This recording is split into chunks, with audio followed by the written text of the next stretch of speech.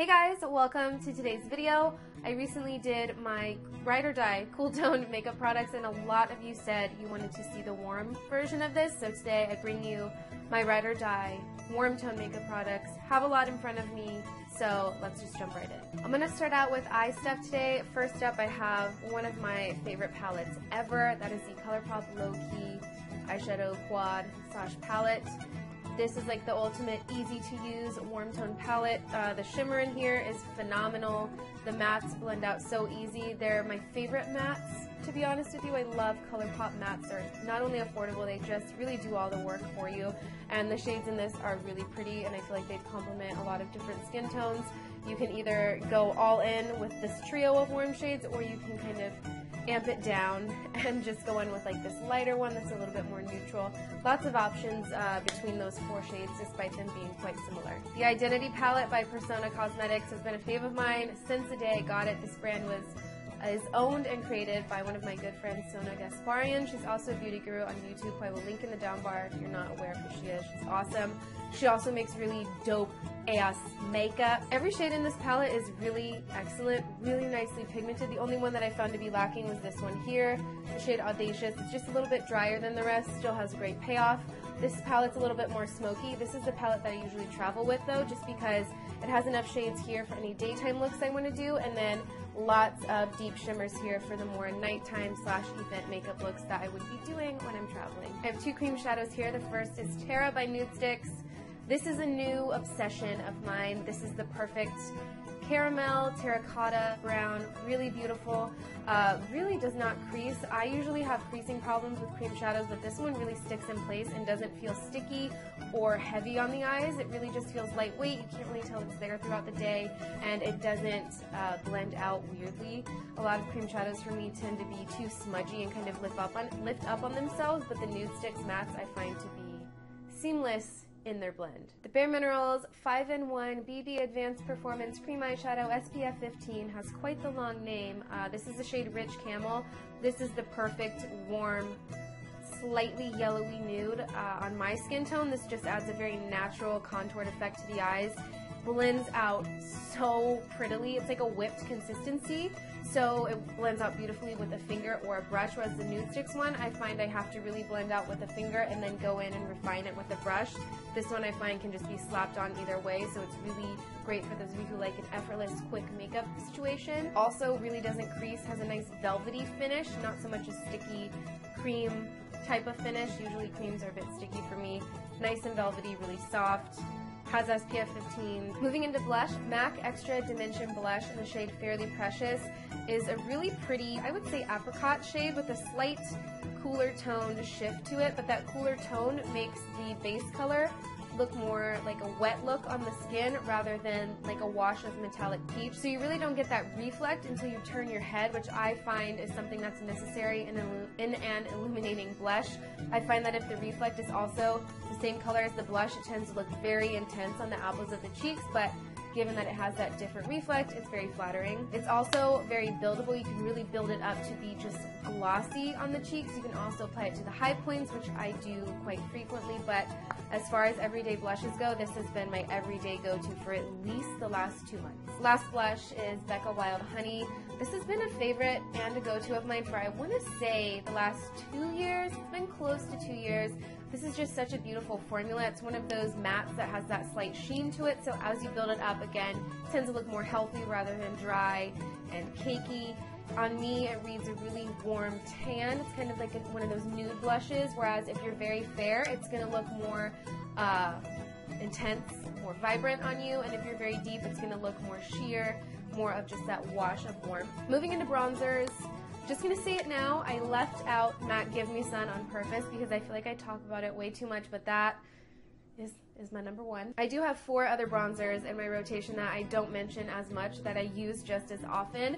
The first 3 are by Jouer, and they're in the shades Sunshine, Suntan, and Sunswept. So these are all very similar. My favorite shade is Suntan, which is this middle one. It's more of like kind of an oaty, a bit of an oat shade, a wheat shade. It's more of a yellow-based bronzer, which is very rare. A lot of bronzers that are warm, obviously, all read orange. very uncommon to find a good yellow-based bronzer.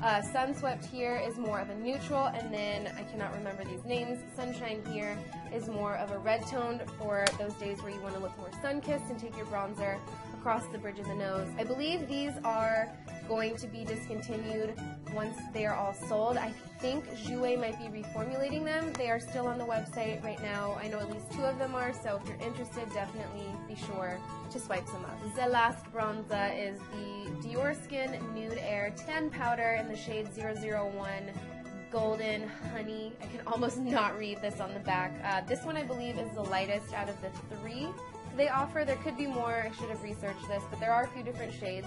This is a completely matte bronzer. It's very airy, wispy, very finely milled powder. It's not dense and heavy.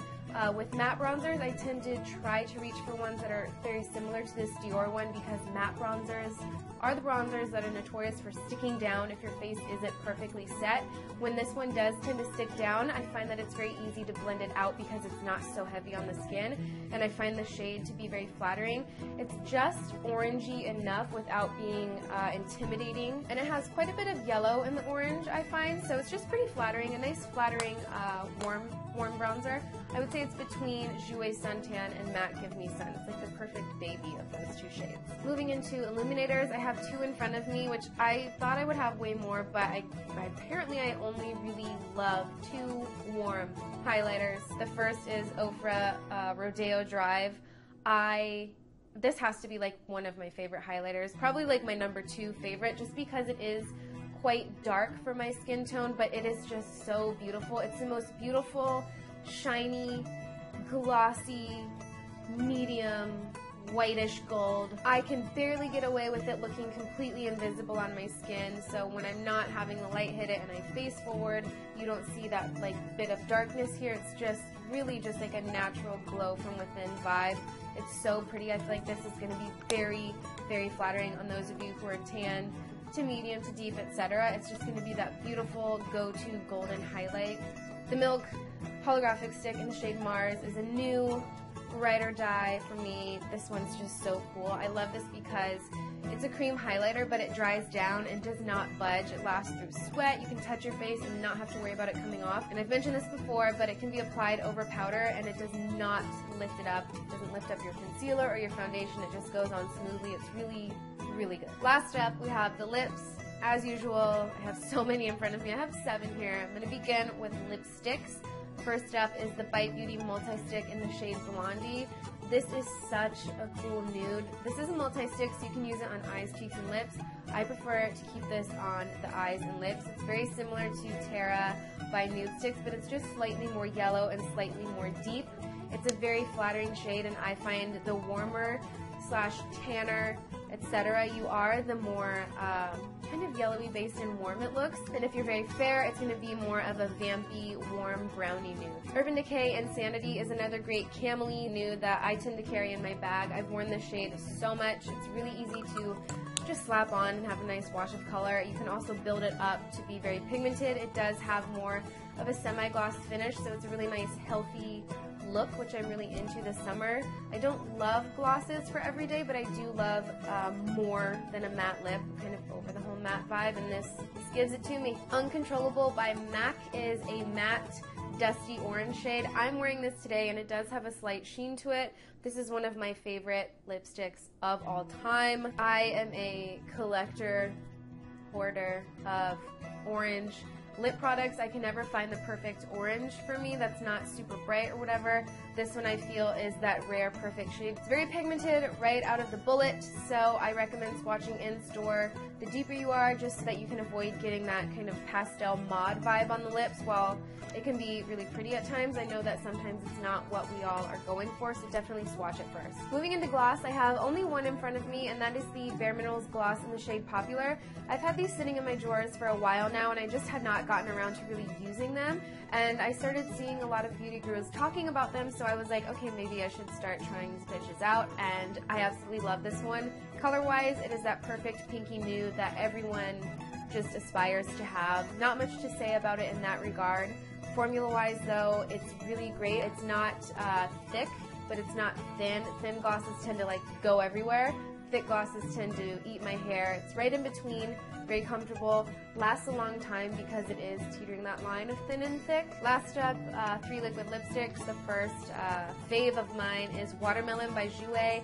I've worn this quite a lot. It's my go-to warm weather color. It's a true rich watermelon. It's a pinky red, has a blast of warmth in it, just so vibrant, almost kind of like a neon vibe, but not quite as loud. I'm a big fan of bright orangey reds.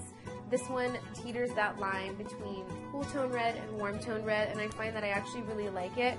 Sometimes with cooler reds, they tend to look like very rich pinks on me, which is not what I'm going for, but this one is just really flattering and just bright enough. Like I said, perfect summer tone. Marc Jacobs liquid lip in the shade Fawn Over Me is again one of those perfect pinky nude shades, this time in a more matte formula. Really love these Marc liquid lips because they are not completely matte. They do have a healthy sheen to them.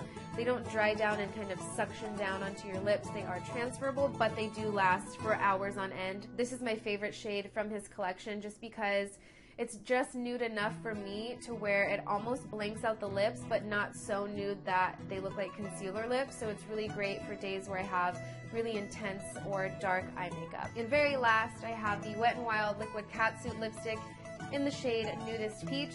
This is a pinky nude. It's a pinky nude with a bit more of a peach touch. Formula-wise, it's really unique. I feel like it's more of a gel application, whereas most drugstore liquid lipsticks really do not play around. They are so drying and long-lasting. I feel like they're just very dry. These are very comfortable, very soft on the lips. They take a minute or two to dry down, so they don't feel chalky or chunky. I almost said crunchy. That would be weird. Just really comfortable.